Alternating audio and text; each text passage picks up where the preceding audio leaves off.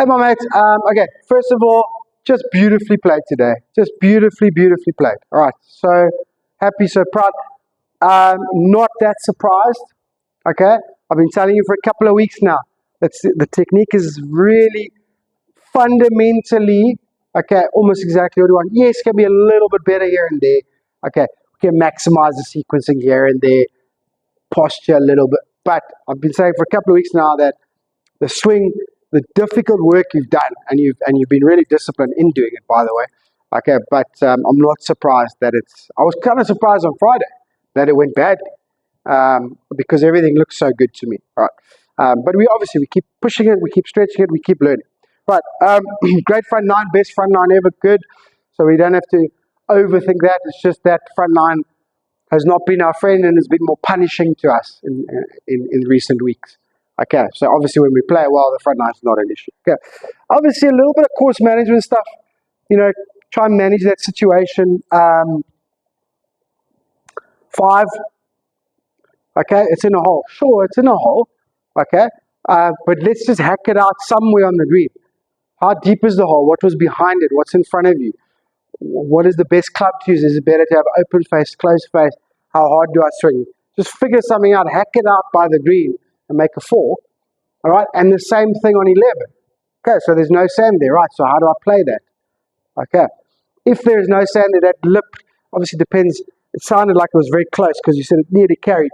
So there's no sand there, and I know that lip's quite steep. So that means you either got to go out a little bit long or a little bit left, even onto the fringe, and then 2-putt and walk away. All right, get out of there with the bogey. All right, if you're done though in those two situations, we shoot 80.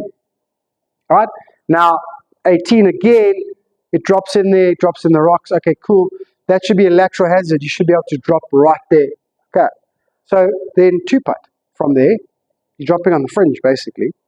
So 2-putt from there and make a 5. All right. Okay, if it was, I think it was your second shot.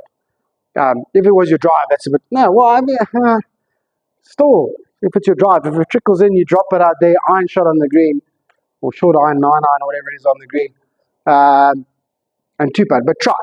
You get what I'm saying? So, instinct-wise, short game-wise, reading of lives, a little bit of that. Okay, there's 3 shots for you. There's your 79. Okay, then we're going to go and party. Anyway, I'm very happy. Well done, my mate. Keep it up. But these are now what things we need to focus on in the next upcoming few weeks. Okay, be on top of them all the time. Give me feedback all the time so we can learn these things. All right, okay. So, where we at, very good. I do think in that session, as I said, you tried too much. Okay, now, remember how we got to this situation? Obviously, months of work and neutralizing certain movements, etc., learning along the way, adding in sequencing, all that type of stuff. But then, once we got an idea of that movement pattern, now I've designed those 2 drills to marry together by themselves. Okay, so you've got to be careful about trying to do too much, because then you added length as well. Now I'm going, well, now you're trying to do 3 things at once. To me, it's too much. Okay, so merging the drills together, because you do them in the same session, should actually happen quite naturally. But if you want to add length to opposite direction drill, do that as a separate drill. So add length to opposite direction. I'm going to go further. All right, and then do loop to loop. Again, let them come together more naturally. Okay, because those swings, even though that second last one, you're 100% right, it was much better. We saw that. Okay, it took a while to get there. That's not the point. The point is all those swings are different. That's the point.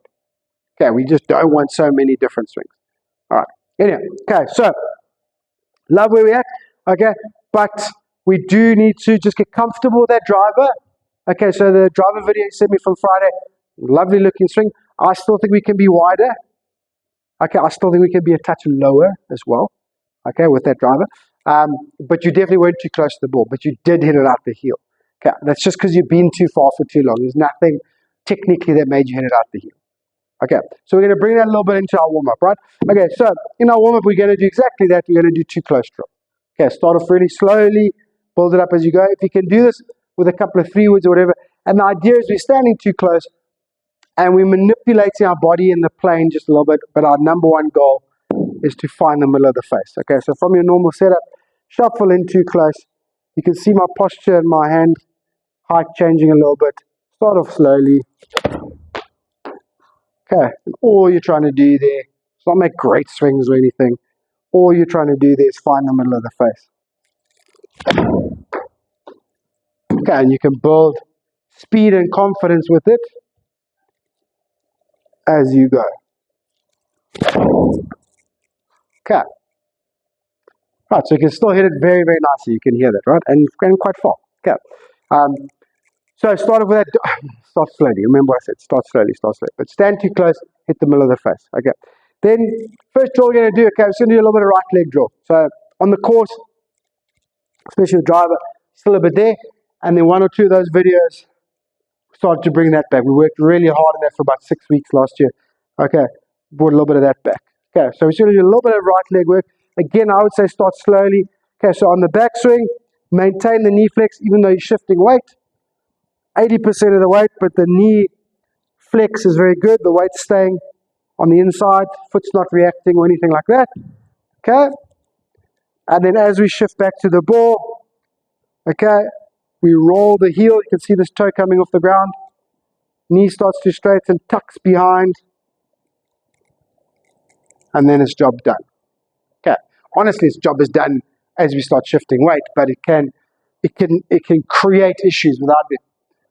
It's actually not even doing much in the swing, and literally all it's doing is making life difficult as it changes your balance points, your upper body positions. Okay, so then you go and hit some, so strong right leg, tuck and roll.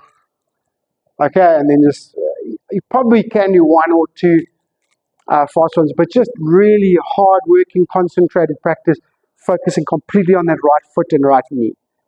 Okay, it will be worth it. Don't necessarily achieve or feel anything straight away in that session, but it will be worth it. Okay? And then, second drill, you can do a little bit of what we did, or what you did by yourself, without the length feel. Okay, so start off with some loop-the-loops. Okay? Alright?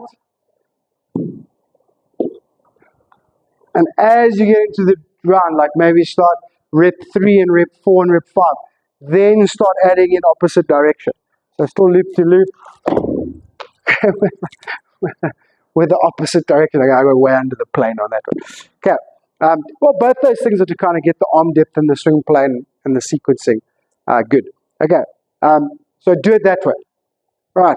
Okay. If it gets too sloppy and too inconsistent, next week we'll go back to separating the drills. But right now, I'd like this sort of idea of them coming together because that was the whole point anyway. All right. And then we just got to focus a little bit on that right leg. All right. And then drive a closer, wider, touch lower. Okay. Got it. Work hard. Well played again. Talk to you during the week.